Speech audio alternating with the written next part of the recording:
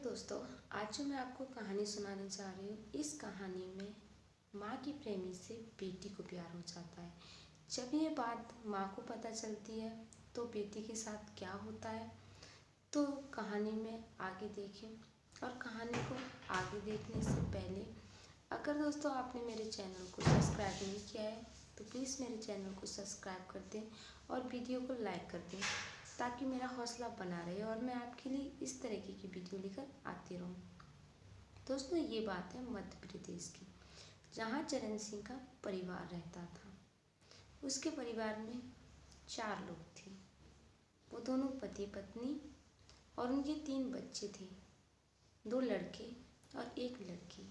पत्नी का नाम सिमरन था और बेटी का नाम पूजा था। तो दोस्तों, चरण सिंह ने एक बार सोचा कि क्यों ना मैं यहाँ पे एक फ्लैट लूँ। तो उसने फ्लैट लेने के लिए सोचा तो उसके पास पैसे कम पड़ रहे थे। उसके पास 1.5 लाख रुपए कम पड़ रहे थे और फ्लैट खरीदने का समय बीता जा रहा था। उसके बाद वो खरीद नहीं सकता था। तो उसकी पत्नी ने सोचा कि क्या हुआ, आप फ्लैट नहीं खरीदोगे? तो उसने कहा कि मेरे पास अभी पैसे कम पड़ रहे हैं। तो उसकी पत्नी ने सोचा कि अगर हम फ्लैट नहीं लेंगे तो क्या हमेशा ऐसे किराए पे रहेंगे। तो उसके दिमाग में एक आइडिया आया और उसने सोचा कि क्यों ना मैं पैसे किसी से उधार मांग लूँ। तो जो सिमरन थी उसने अपने किसी परिचित से पैसे मांगे, 1.5 लाख रुपए उसने उससे मांगी थी, जो कि उसका पुराना आशिक रह चुका था। शादी से पहले सिमरन उससे प्यार करती थी, जिसका नाम करण था। तो उसने करण से पैसे मांगे और उससे कहा कि मेरे पति को 1.5 लाख रुपए की ज़रूरत है, अगर तुम्हारे पास हो तो दे दो। तो उसने बिना कुछ सोचे समझे सिमरन से बोल दिया कि हाँ, कोई बात नहीं, मैं दे दूँगा। और वो सिमरन को 1.5 लाख रुपए दे देता है। पैसे देने के बाद करण का उसके घर पे आना जाना बहुत बढ़ जाता है और वो हमेशा उस सिमरन के घर पे जाया करता था। तो पहले तो वो सिमरन को उस नज़र से देखता था। वो सोच रहा था कि क्यों ना जो दिन बीत गए, जो करण को बीते हुए दिन याद आ रहे थे जब वो सीमा के साथ रहा करता था, तो वही दिन सोच रहा था और सोच रहा था कि क्यों ना पुराने दिन वापस आ जाए। तो वो सिमरन की वजह से उसके घर ज़्यादा आने जाने लग गया था और वो सिमरन से अपनी नज़दीकियाँ बढ़ाना चाहता था। तो उसके बाद क्या होता है, सीमा को इस बात का पता लग जाता है कि करण के दिमाग में क्या चल रहा है, लेकिन वो अपनी समझदारी दिखाती है और उससे दूरियां बना लेती है। लेकिन उसके बाद क्या होता है, जो करण ने पैसे दिए थे उसका उसने समय दिया था कि मुझे 1 महीने के बाद पैसे मिल जाने चाहिए मेरे।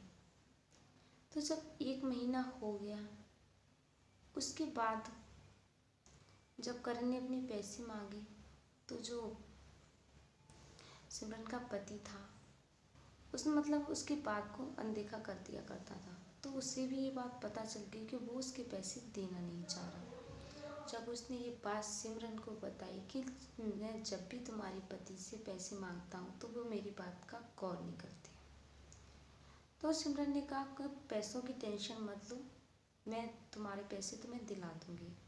तो सिमरन करण से कहने लगी कि तुम शादी क्यों नहीं कर लेते। तो करण ने गुस्से में बोला, कहाँ से करूँ शादी, मेरे पास पैसे ही नहीं हैं। तो सिमरन ने कहा कि कोई बात नहीं, तुम्हारे पास पैसे नहीं हैं, जब तक तुम्हारे पैसे नहीं मिल जाते तब तक मैं तुम्हें कि महसूस नहीं होने दूँगी कि तुम्हारी शादी नहीं हुई है। तो करण इस बात से खुश हो जाता है और उसे समझ आ जाता है कि सिमरन क्या कहना चाह रही है। उसके बाद ना सिमरन की एक बेटी थी जो कि बाहर हॉस्टल में पढ़ रही थी। तभी वो घर वापस आती है कुछ दिनों की छुट्टियों में। तो जब करण की नज़र उस पर पड़ती है तो करण सिमरन को भूल जाता है, क्योंकि सिमरन की बेटी इतनी ज़्यादा खूबसूरत थी कि वो अपनी माँ से भी कई ज़्यादा खूबसूरत थी। तो करण का दिल उस पर आ जाता है और वो सिमरन को देखने की बजाय, जो कि कुछ दिनों तक सिमरन के पीछे पीछे लगा हुआ था, सिमरन को पाने की कोशिश कर रहा था, वो सिमरन को भूलकर वो उसकी बेटी के पीछे पड़ जाता है और उसकी बेटी के ख्याल उसके दिमाग में आने लगते हैं, जो कि कल तक वो सिमरन के ख्याल ले रहा था, उसके बाद वो उसकी बेटी के ख्याल लेने लग गया था। तो वो सोचता है कि सिमरन ने सही कहा, मुझे शादी की कमी तो महसूस नहीं होगी। उसके बाद वो सिमरन की बेटी पर मतलब कि आगे पीछे घूमने लगता है और उसे पाने की कोशिश करने लगता है। तो ऐसे उसके बाद तो करण का उसके घर पे आना जाना बहुत ज़्यादा बढ़ जाता है। जब उसकी बेटी घर आ जाती है, उसके बाद करण का आना जाना बहुत बढ़ जाता है। कुछ दिनों तक वो ऐसे ही उसकी बेटी का पीछा करता है, तो ऐसे ही चलता रहता है। तो धीरे धीरे उन दोनों में प्यार की बातें शुरू हो जाती हैं। धीरे धीरे ऐसा चलता रहता है। जैसे जैसे समय बीतता है तो उनका प्यार बहुत ज़्यादा बढ़ जाता है और जो सिमरन की बेटी थी वो दोबारा हॉस्टल जाने से मना कर देती है और कह देती है कि मैं यहीं से पढ़ाई करूँगी, मैं अब हॉस्टल में नहीं रह सकती। तो वो अपने घर ही रह जाती है, लेकिन सिमरन सोचती है कि शायद उसे वहाँ अच्छा नहीं लगता होगा, तो इसलिए मना कर रही है। तो वो इस बात पे ज़्यादा गौर नहीं करती। लेकिन जब करण का आना जाना उसके घर पर बहुत ज़्यादा ही बढ़ जाता है तो पड़ोसियों को भी शक होने लगता है। तो पड़ोसियों को शक होने लगता है तो जो उसका पिता था तो उससे मतलब कि पड़ोसी बोलते हैं कि जो ये लड़का है आपके घर पे बहुत आता जाता है, जब तुम बाहर ड्यूटी पर निकल जाते हो उसके बाद ही तुम्हारे घर पे सारे सारे दिन रहता है। तो मतलब कि जो उसका पिता था उसके दिमाग में भी ये शक पैदा हो गया था और उसने सिमरन से बोल दिया था कि मेरे जाने के बाद ये अपने घर नहीं आना चाहिए। तो सिमरन को ये बात नहीं पता थी, लेकिन फिर भी वो सोचती है कि शायद अच्छा नहीं लगता होगा, तो इसलिए वो करण से मना कर देती है कि जब मेरे पति नहीं हुआ करे तो तुम मेरे घर नहीं आया करो।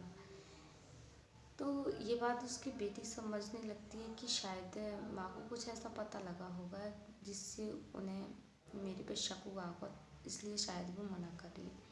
तो वो कुछ दिन के लिए करण को अपने घर आने से रोक देती है और करण भी समझदारी दिखाते हुए कुछ दिन तक उसके घर की तरफ देखता भी नहीं और वो आना जाना बंद कर देता है। एक बार क्या होता है, सिमरन और उसका पति दोनों मथुरा जा रहे होते हैं।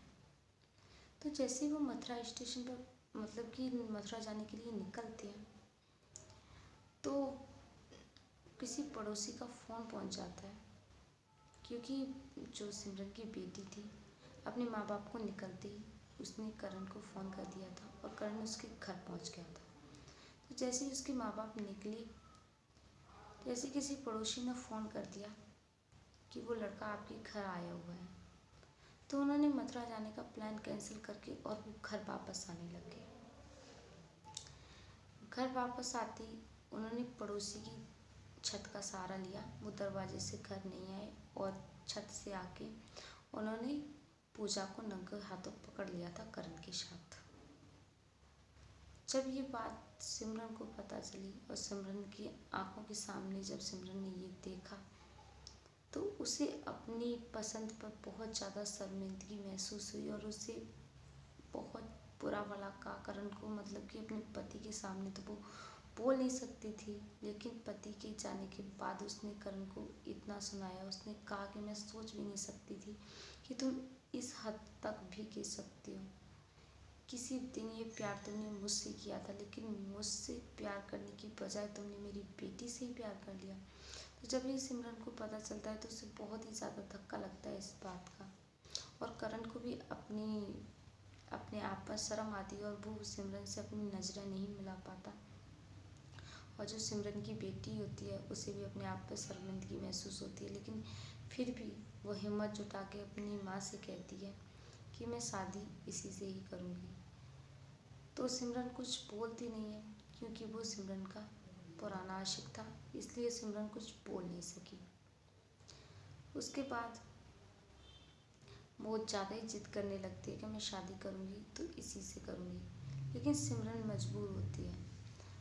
फिर वो अपने पति से बात करती है और अपने पति को मनाती है और कहती है कि देखो हमारी बेटी ना जाने कब से इसके साथ रेडी है, उन्होंने क्या किया हो क्या नहीं किया हो, लेकिन भलाई इसी में है कि हम इसकी शादी इसी के साथ कर दें तो अच्छा रहेगा। तो सिमरन का पति भी सोचता है कि इसकी ये बात ठीक है, ऐसा ही सही रहेगा जो कि ये कह रही है। तो वो इस बात के लिए मान जाता है और अपनी बेटी की शादी उसके साथ करने के लिए तैयार हो जाता है। कुछ दिनों बाद उन दोनों की शादी करा देते हैं। तो दोस्तों, जो करण ने सिमरन के साथ किया था वो अच्छा किया कि बुरा किया, मुझे कमेंट्स बॉक्स में ज़रूर बताएं।